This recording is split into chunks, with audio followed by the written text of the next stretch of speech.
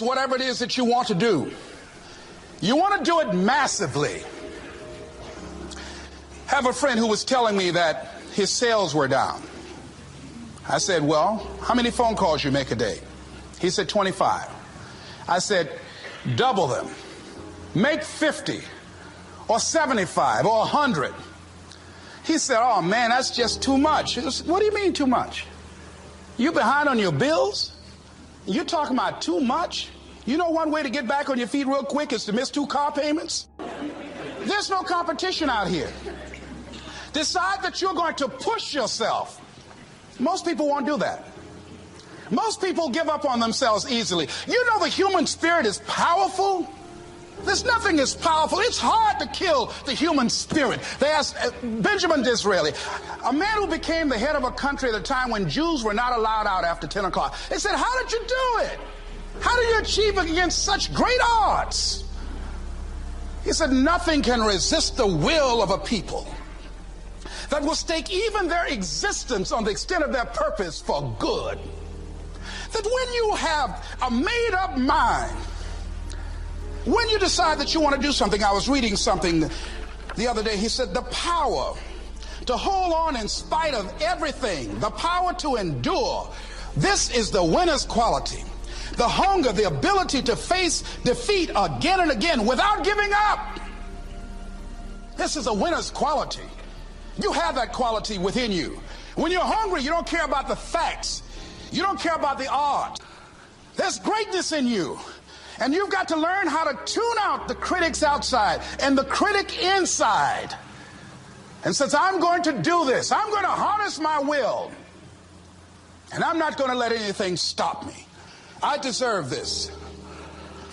I'm going to do it until. And this friend, I told him, said, start increasing your calls. I said, I make 100 calls a day.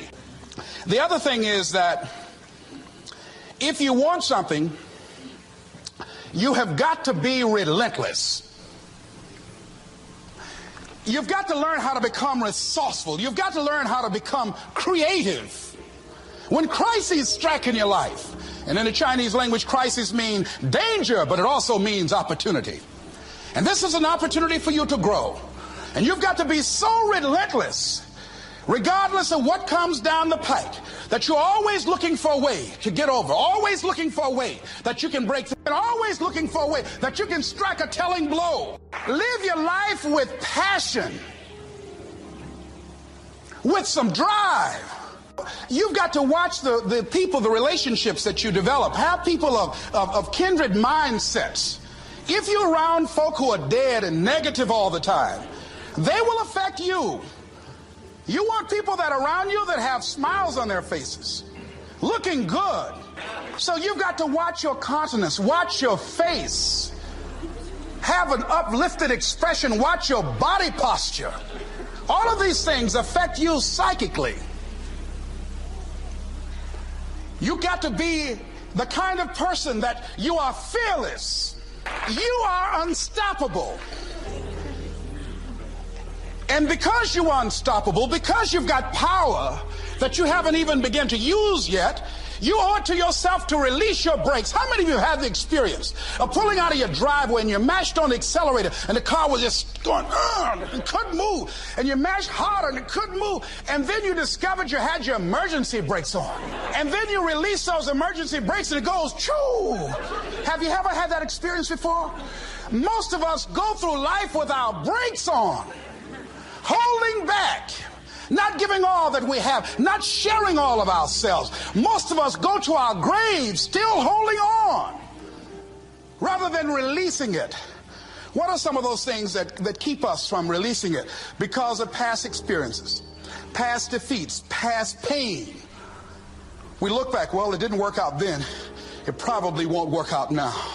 Many people get confused their performances with who they are. That if my speech tonight doesn't work, it doesn't mean that I'm a bad speaker.